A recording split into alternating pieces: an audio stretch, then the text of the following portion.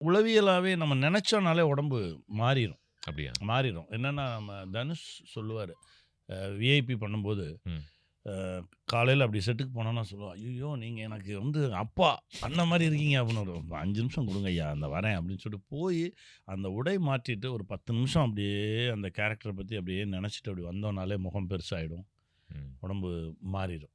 ம். அது வந்து இறைவன் குடுத்த அருள்ன்னு தான் நான் இப்போ நெனைக்கிறேன். விஐபி நீங்க சொல்லும்போதுல்ல, அ பயங்கர நெறைய ரொம்ப கொண்டாடப்பட்ட ஒரு படம் ம். இல்லையா? இப்போ இந்த மாரி ரோல்ஸுக்கு எவ்வளோ மெட்டீரியல் உங்களுக்கு குடுக்கப்படும்னு எனக்கு தெரியல.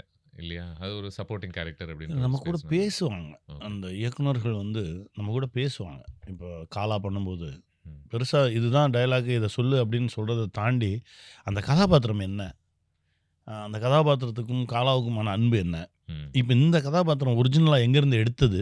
ம். அந்த இயக்குனர் சொல்லுவாரு, "அண்ணே இது நம்ம அப்பாவ மனசுல வச்சு எழுதுனதுண்ணே. அப்பா இப்படி தானே இருப்பாரு. அங்கேருந்து வரும்போதே ஒரு சவுண்ட் குடுத்தாருன்னா மொத்த தெருவும் அலர்ட் ஆவாங்கண்ணே." ம். இப்படின்னு சொல்லி அது ஆரம்பிப்பான். இப்ப நம்ம இது இப்ப நம்ம வீட்டு பிள்ளை பண்ணும்போது, இவரு பாண்டியராஜ் அதே தான் சொல்லுவாரு. "அண்ணே இது நம்ம அப்பா கேரக்டர்ண்ணே."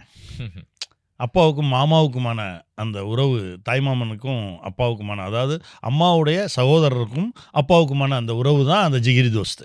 புரியுது. ம். அவர் அத பத்தி பேசுவாரு. ஆனா இப்ப பேசும்போது அது அப்படியே சேர்றது தானே.